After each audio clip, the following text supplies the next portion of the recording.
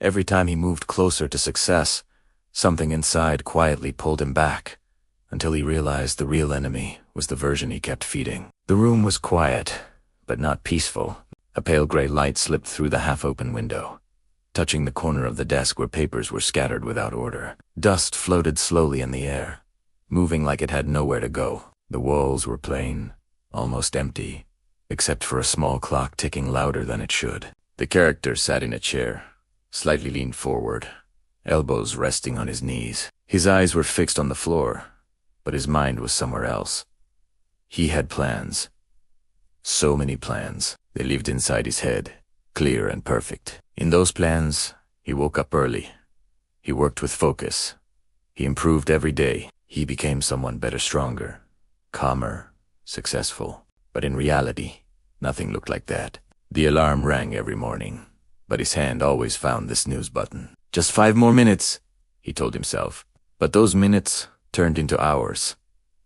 His desk was meant to be clean and organized. Instead, it held unfinished work, random notes, and small reminders of things he had once promised himself to complete. Even his thoughts felt messy.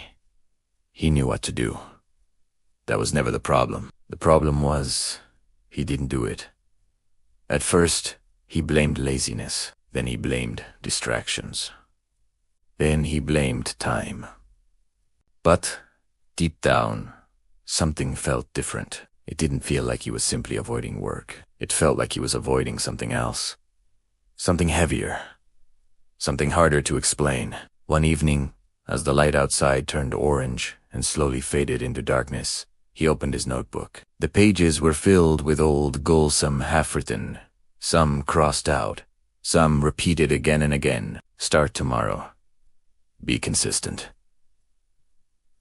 Don't quit this time. He had written these lines so many times that they no longer felt real.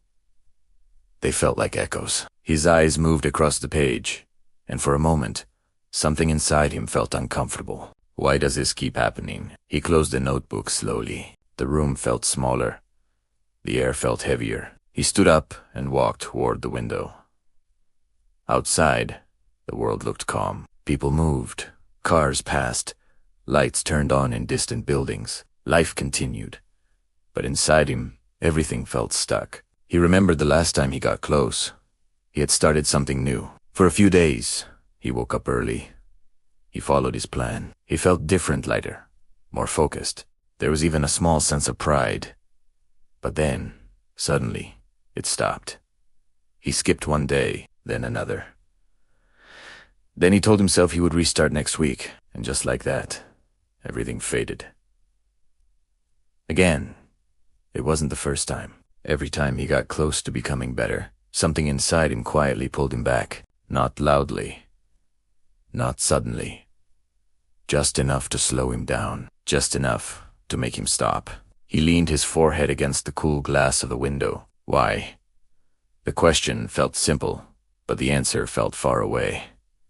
He wasn't afraid of working hard. He wasn't afraid of learning. So what was it? He walked back to his chair and sat down again. This time, he didn't look at the notebook. He didn't look at the mess around him. He just sat still. And slowly, something began to surface. A memory. Not clear at first, but it grew. It was a moment from the past. A small one. Easy to forget. He had tried before. He had worked hard before. And for a brief moment, he had succeeded. But that success didn't feel the way he expected. It felt uncomfortable. People noticed him. Expectations grew. Pressure increased. And suddenly, it felt easier to step back than to keep going. His fingers tightened slightly. Was that it? He took a slow breath. The idea felt strange, but also familiar. What if he wasn't just failing by accident? What if a part of him was choosing it? Not because he wanted to lose, but because success felt unknown, and the unknown felt dangerous. His eyes moved around the room again. The clutter, the unfinished tasks, the quiet. This place, it was familiar, safe, even if it made him unhappy.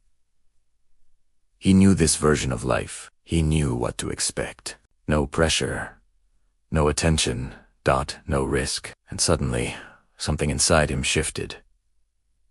Not a solution, not a breakthrough, just awareness. A quiet, uncomfortable awareness. His actions weren't random. They were patterns, and those patterns were protecting something, protecting him from something. But at the same time, holding him back. He leaned back in the chair and looked up at the ceiling. The light above flickered slightly, casting soft shadows across the room. If his actions were shaping his belief, then what was he telling himself every day? Every time he delayed, every time he quit, every time he chose comfort over growth. He wasn't just wasting time. He was teaching himself something. That he couldn't follow through. That he wasn't consistent. That he wasn't capable. And slowly, quietly, he started believing it. Not because it was true, but because his actions repeated it. Again and again. His chest felt tight. This wasn't about motivation. This wasn't about discipline. This was deeper. It was about identity, who he believed he was. And that belief was being built by what he did every single day. The room felt different now. Nothing had changed, but everything felt clearer. He looked at the notebook again. For the first time, he didn't feel guilt.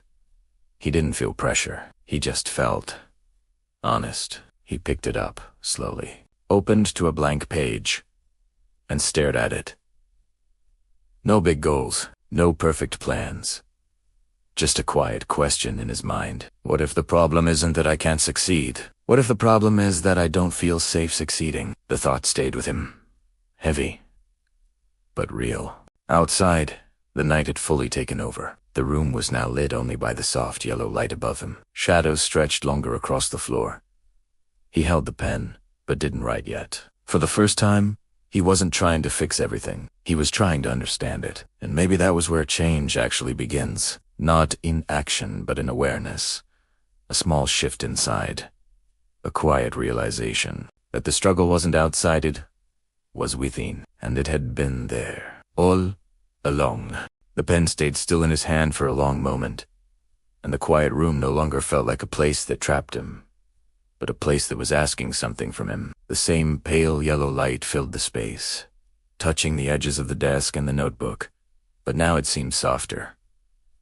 Almost calmer. He looked at the blank page again, not with pressure this time, but with curiosity. For the first time, he was not trying to force himself to become someone else overnight. Instead, he was simply noticing what had always been there. The patterns, the habits, the small decisions that quietly shaped everything. He took a slow breath and leaned back slightly, realizing something simple but powerful. He had always been waiting to feel ready before taking action. He believed that confidence should come first, and only then would he act. But now, that idea felt wrong. A thought settled into his mind, steady and clear. What if confidence is not the starting point? What if it is the result? The idea felt uncomfortable, because it meant one thing: he could not wait anymore. If belief was built through action, then every small action mattered more than he ever realized. Every time he delayed, he was reinforcing doubt. Every time he avoided something, he was teaching himself that he could not handle it. But the opposite could also be true. Every small step forward, no matter how imperfect, could begin to build something new inside him. Something stronger, something real. He sat up straighter in the chair and looked around the room again. Nothing had changed physically. The desk was still messy. The air was still quiet, but his perspective had shifted. Instead of seeing failure everywhere, he started to see evidence. Evidence of repeated behavior. Evidence of a cycle. And if a cycle could be learned, it could also be changed. Not in one big moment, but in small, consistent decisions. The idea didn't feel exciting. It didn't feel dramatic, but it felt true. And for once, truth felt more important than motivation. He reached for the notebook again, this time without hesitation, and slowly wrote a single line. It was not a goal or a promise. It was a reminder. Action comes first. He stared at those words for a few seconds, letting them sink in. They felt simple, almost too simple, but something inside him recognized their weight. He had spent so much time trying to change how he felt, trying to become confident before doing anything difficult. But now he understood that he had it backwards. Feelings follow actions, not the other way around. The next morning, when the alarm rang, nothing felt magical. There was no sudden burst of motivation. His body still felt heavy, and his mind immediately offered the same familiar thought: just 5 more minutes. It was automatic, almost comforting. But this time, something was different. He noticed the thought instead of following it. He paused for a brief second, lying there in the dim early light, and remembered the line he had written. Action comes first. Without thinking too much, he moved. It wasn't fast or perfect, but he sat up and turned off the alarm. That small moment didn't feel like success. It felt ordinary. But as he stood up and felt the cool floor beneath his feet, something subtle shifted inside him. It was quiet, almost unnoticeable, but it was there. He had done something different, not because he felt ready, but because he chose to act anyway. The day continued in a similar way. He didn't suddenly become productive or perfect. He still felt resistance. He still got distracted. But instead of stopping completely, he returned. Again and again. Each time he noticed himself slipping, he gently brought himself back. There was no anger this time, no harsh judgment, just awareness, and a small decision to continue. As the days passed, the changes remained small, almost invisible from the outside.